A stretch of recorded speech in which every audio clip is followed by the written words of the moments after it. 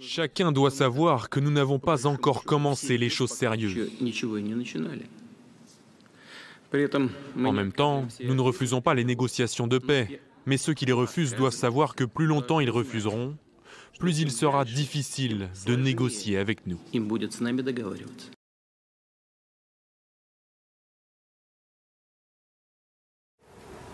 Elles étaient considérées comme les prochaines cibles des militaires russes dans leur plan de conquête totale du Donbass.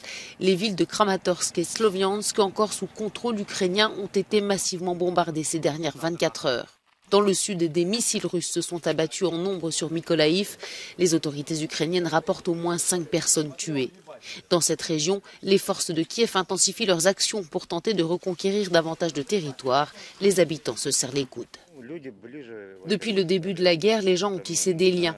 Dans mon village, ils sont devenus plus proches les uns des autres. Ils s'entraident. Même ceux qui étaient brouillés demandent comment ils peuvent aider. De son côté, le ministère russe de la Défense affirme que l'Ukraine a subi des pertes importantes. Il rapporte que des missiles aériens de haute précision auraient tué plus de 350 soldats ukrainiens.